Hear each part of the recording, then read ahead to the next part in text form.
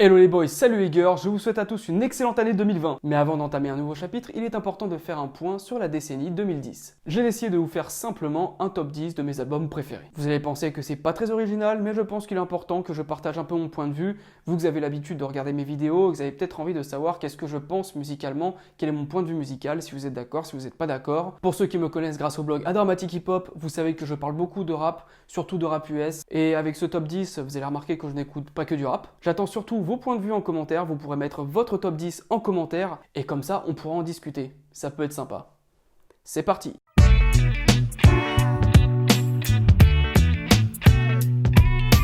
Alors pour le numéro 10, j'ai décidé de mettre un album de rock garage ou rock indé, c'est comme vous voulez, moi je ne suis pas un spécialiste du genre. Un album qui m'a marqué, qui est sorti en 2013, c'est un 12 titres et c'est un groupe de rock anglais qui est très connu, que j'aime beaucoup, qui s'appelle les Arctic Monkeys, avec AM. Et pourquoi est-ce que j'ai aimé cet album plus que d'autres? Parce que déjà je voulais que dans ce top 10 il y ait un album de rock. C'est un style qui est un petit peu maintenant très indépendant, très underground. Il n'y a plus beaucoup de monde qui écoute du rock comme avant. Et je trouvais que c'était vraiment un très bon album, qui est un album qui tâche, avec des tubes. J'ai réécouté cet album encore il n'y a pas longtemps et je trouve que c'est toujours très bien. Ça marche, c'est une formule qui marche. J'ai été un petit peu déçu en 2018 avec leur album Hotel plus Casino. Mais bon voilà, Alex Turner est un génie, il teste des trucs. Et pour les amateurs de rock, de bons riffs, etc., je recommande l'album AM. C'est pas le meilleur album des Arctic Monkeys, mais franchement, je mettrais facile dans le top 3 des meilleurs albums des Arctic Monkeys.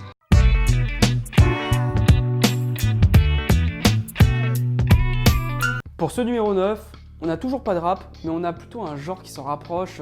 Je pourrais même pas dire si ce genre c'est de la deep house ou un peu de la trap parce que ce DJ fait un peu de tout. Il s'agit de Kaytranada avec 99,9%, ou si vous préférez 99.9%. Alors, je sais pas si c'est dû au fait que j'écoute très peu de musique électronique, enfin j'écoute très peu, j'en écoute quand même un petit peu, mais pas beaucoup. Mais dès que j'écoutais cet artiste, ou du moins cet album, j'ai eu l'impression d'écouter quelque chose de nouveau. Je sais pas si ça l'a fait pour vous, pour ceux qui ont déjà eu l'occasion d'écouter Kaytranada, mais j'ai trouvé que sa façon de sampler, sa façon de groover, c'était quelque chose de très différent.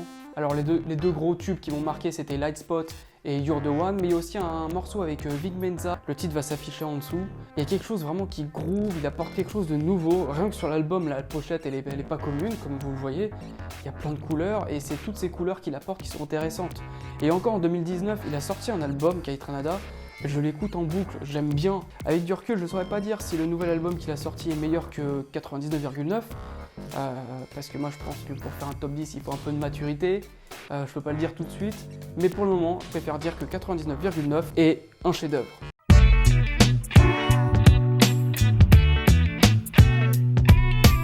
Alors pour le numéro 8, vous allez retrouver le seul album de rap français que vous verrez dans mon classement en 2010. Honnêtement, j'aime bien le rap français, mais à petite dose. Il fallait que je mette un album de rap français dans ce top. Et il y en a un qui m'a marqué sur cette décennie. Il y en a un qui a changé la face du rap français concrètement. Il est sorti en 2013. Et c'est un rappeur qui est arrivé comme ça, grâce à un feat. Vous voyez à peu près de qui je parle. Il s'agit de Caris avec Or Noir. Je trouve que c'est l'album de rap français le mieux produit de la décennie. J'ai vraiment l'impression, quand tu prends chaque instru au cas par cas, c'est des instrus qui auraient pu être pour Gucci Mane, pour Yo Gotti, pour les Migos, pas encore Migos, c'était pas encore connu, mais pour tous ces mecs-là, pour Waka Flocka, ça aurait pu être des instrus pour des Américains. Et Caris, il a le charisme qui va bien avec, il a la voix, il a un second degré, il y a tout dans cet album et il fait peur, il est impressionnant. Moi quand j'ai écouté cet album, je l'avais pas encore vu en interview, pour moi c'était quelqu'un d'un peu mystérieux qui faisait vraiment très voyou.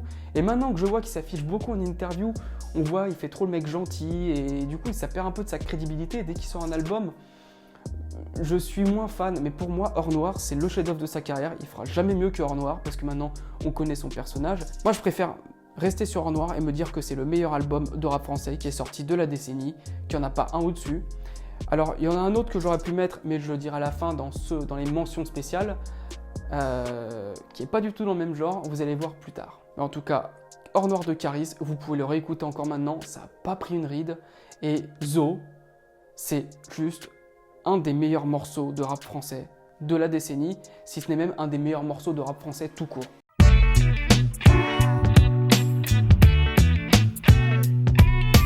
Alors, numéro 7, on est vraiment dans du rap US pur. On va sur la côte ouest et on va retrouver Schoolboy Q. Bon, vous allez voir tout au long de ce classement, il y a pas mal d'albums qui sont sortis en 2016 qui m'ont plu. Je trouve que 2016 c'était vraiment une grande année. Au début, je pensais que c'était plutôt 2013. Et avec du recul, je me suis dit que non, c'était vraiment 2016. Il y a vraiment des albums hyper lourds qui sont sortis en 2016. Et celui-ci en est un exemple.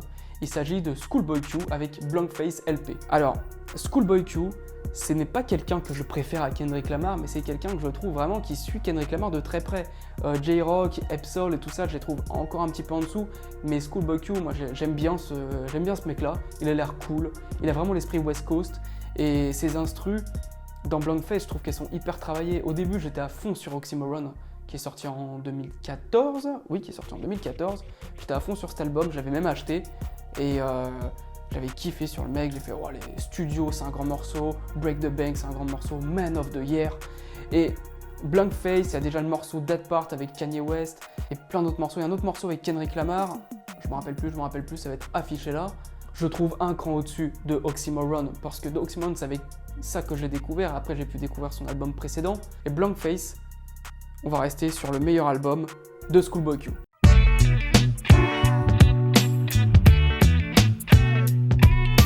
Alors pour la 6ème place, on retourne en 2013 et il y a un album de rap et je pense que c'est un des albums de rap que j'ai le plus écouté de la décennie. Vraiment, parce que ceux qui vont arriver après, je les déguste, mais celui-là, j'ai vraiment consommé parce que c'est vraiment lourd, c'est violent, c'est new-yorkais. Alors, c'est pas A$AP Rocky, c'est A$AP Ferg avec Trap Lord. J'ai toujours eu une préférence pour A$AP Ferg par rapport à A$AP Rocky.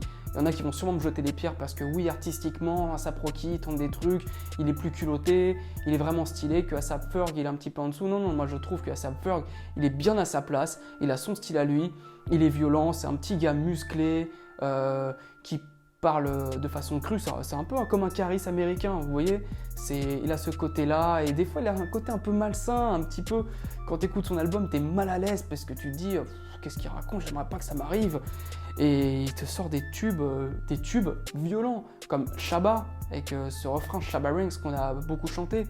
J'ai eu l'occasion de voir A$AP Mob en live, c'est le meilleur du crew. Vraiment, au bout de 10 minutes, A$AP Ferg il prend toute la place, il se met torse nu, il chante, il entraîne tout le monde. Il y a un morceau avec Bone Thugs en harmonie qui est juste incroyable, mais tout le monde est passé à côté. J'ai l'impression qu'il y a beaucoup de tubes sur cet album et personne ne les remarque. Hood Pop, Let It Go, il y a une basse qui est ouf. Trap Lord, il mérite vraiment d'être écouté à fond. Et pour moi, c'est un des plus grands albums de trap de la décennie.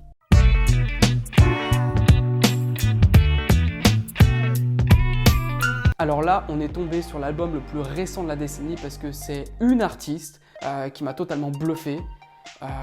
Son album est un vrai chef-d'œuvre, c'est pour ça que je la place aussi haut dans le classement. Mais comme c'est une artiste assez jeune qui n'a pas encore tout prouvé, je la mets vraiment au milieu et puis il y a des albums qui m'ont encore plus bluffé. C'est Rosalia avec El Mal Querer. Quand je l'ai écouté, j'ai dit c'est marrant, c'est un mélange entre le flamenco, le R&B, elle a une certaine classe, elle dégage quelque chose et je me dis ça pourrait être une superstar, ça pourrait être la nouvelle Ariana Grande.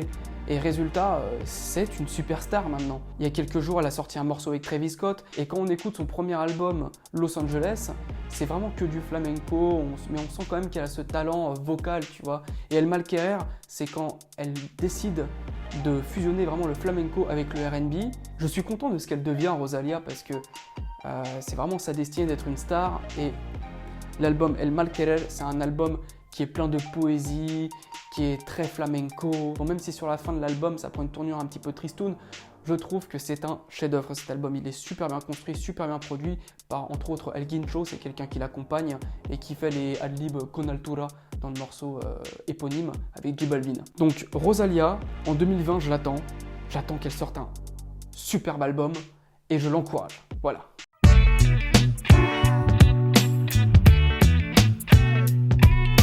Bon, ça a commencé cruellement à manquer de femmes dans mon classement. Heureusement qu'il y a eu Rosalia pour contrebalancer, mais ça ne suffit pas.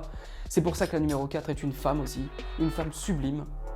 Rihanna avec Hentai. Le meilleur album de sa carrière, pour moi. Elle veut montrer qui elle est réellement avec son côté bad girl. Il y a des morceaux un peu blues comme Desperado. J'ai l'impression qu'elle utilise 100% de ses capacités vocales, mentales. Elle a tout donné sur cet album. du début jusqu'à la fin, c'est un régal. Et puis c'est sur cet album qu'on retrouve Work en l'occurrence. Il y a aussi Sex With Me qui est génial, il y a Needed Me. Toujours chez Rihanna, si vous remarquez par rapport à Beyoncé, il y a un côté toujours un petit peu plus rock'n'roll.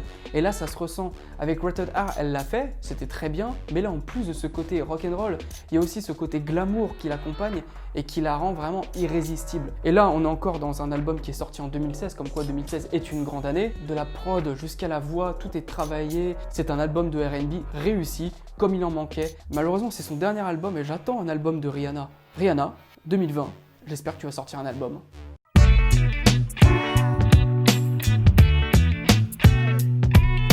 Alors, là on passe aux choses sérieuses et on arrive au top 3.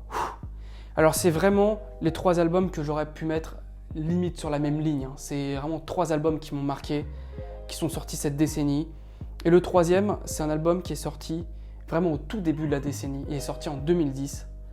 Il s'agit de My Beautiful Dark Twisted Fantasy de Kanye West. Il y a une vidéo que j'ai trouvée sur internet qui a été faite par Do You Know Music. Je vous encourage à la regarder parce qu'elle en parle vraiment très bien. Je pourrais pas vous en parler mieux qu'elle. Décrire My Beautiful Dark Twisted Fantasy, c'est très compliqué. C'est vraiment le Kanye West qui sort de la dépression, qui dévoile tout son talent et qui collabore avec plein d'artistes différents, que ce soit Pusha T, Raekwon, même Elton John, Nicki Minaj qu'on découvre sur cet album. Et pour moi, c'est un album où il n'y a que des tubes. Là, All of the Lights, je le réécoute, mais il me donne une pêche d'enfer. Gorgeous, c'est du Kid Cudi à sa plus belle époque. Je sais qu'il y a beaucoup de gens qui n'aiment pas Kanye West. Kanye West, pour moi, c'est un génie.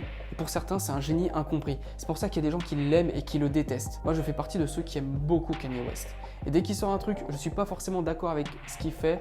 J'aime pas forcément tous ses albums. Mais pour moi, My Beautiful Dark Twisted Fantasy, c'est une réussite.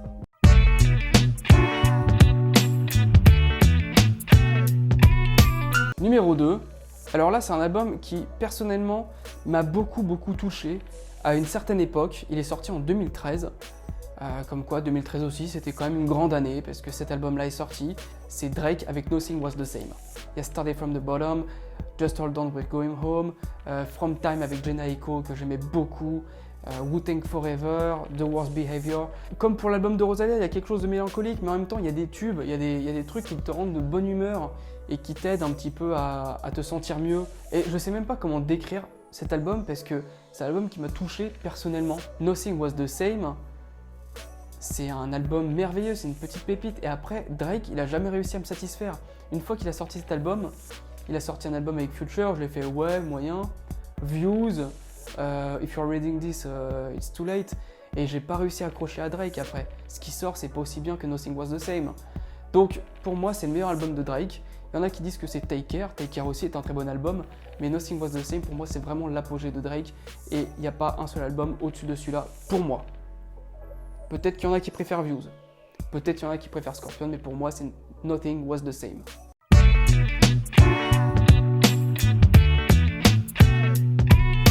Alors avant de vous parler du numéro 1, je voulais citer quelques mentions spéciales. La première, c'est Snoop Dogg avec Bush, parce que Snoop Dogg, c'est un artiste que j'adore, et à chaque fois qu'il sort un album, c'est un des seuls rappeurs, on va dire vieux. Et dès qu'il sort un album, je suis aux aguets et je l'écoute. Même le dernier album qu'il a sorti, je l'ai trouvé lourd. Mais le meilleur album qui a sorti cette décennie, c'est Bush. Ça fait très funk, il y a des feats avec Stevie Wonder, il y a Pharrell Williams à la prod. C'est vraiment incroyable. C'est de la funk, c'est vraiment même pas du rap. C'est un bon moment que tu passes avec tonton Snoop. Donc je recommande cet album. Ensuite, je recommande aussi Janelle Monáe avec The Ark Android. Alors, c'est vrai que j'ai déjà parlé de Janelle Monáe sur l'épisode de Outcast, mais c'est une artiste que j'aime beaucoup. Elle vient de la Dungeon Family, c'est une meuf d'Atlanta, elle fait du R&B, elle a une belle voix, elle a une personnalité. Et The Ark Android, j'ai pas réussi à classer dans ce classement, mais il le méritait.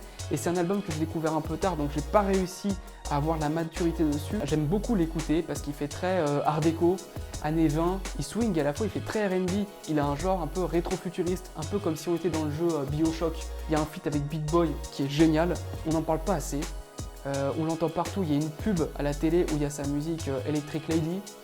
Dans Us, on a l'occasion d'écouter I Like That. C'est une artiste qui mérite un petit peu plus de reconnaissance. Et la troisième mention spéciale, c'est un groupe de rap français que j'ai découvert cette décennie, que je sais qu'il y en a beaucoup qui détestent. Moi au début je n'aimais pas trop et j'ai appris à apprécier, c'est PNL. et je mets le Monde Chico de PNL. Ça m'a réconcilié un peu avec le rap français. Je me suis dit qu'on va pas faire que de la trappe, on va pas faire que des trucs violents, on peut faire aussi des trucs posés, on peut faire des trucs agréables à écouter et on peut même juste faire du rap sans faire du rap, en chantant, en disant des trucs un peu niais avec une instru hypnotisante. Et quand j'écoute le Monde Chico, je suis vraiment dans un état de détente absolue. Et ces deux mecs là, Ademo et NOS, je les trouve charismatiques, ils sont là, ils tiennent vraiment la baraque. Et le Monde Chico, c'est un album qui m'a vraiment réconcilié avec le rap français actuel, où je me suis dit, ah ouais d'accord, en fait, dans le rap français, ils sont chauds aussi. Quand ils ont sorti l'album Dans la légende, j'ai un peu moins aimé parce qu'il y avait des morceaux qui faisaient un peu trop Zumba. Et moi, je suis pas trop fan de Zumba, musique urbaine, tout ça. Mais par contre, le morceau Onizuka, je trouve que c'est un grand morceau, il est beau à écouter, c'est un chef-d'œuvre.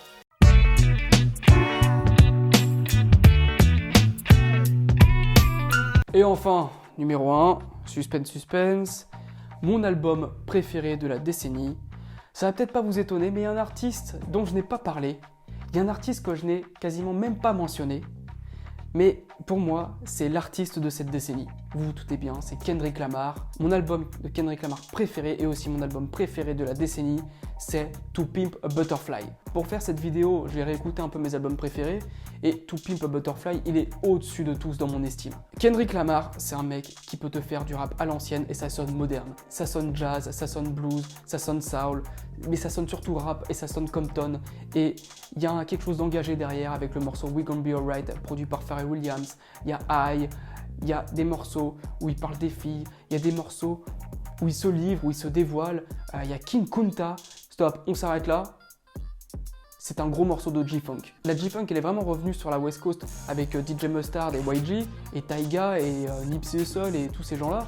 Mais vraiment, To Pimp a Butterfly, ça pue la G-Funk aussi. On sent bien les influences de Dr. Dre et aussi d'un rappeur que vous savez que j'aime beaucoup, André 3000. On a l'impression qu'il est présent sur tout l'album. C'est l'album de la décennie. C'est un album qui a été fait par un génie, un rappeur qui nous surprend de jour en jour. Et voilà, Kendrick Lamar, pour moi, c'est l'artiste de la décennie.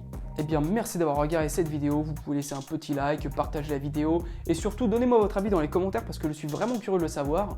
Je fais pas ça pour faire du putaclic, je fais vraiment ça pour connaître votre avis et échanger avec vous.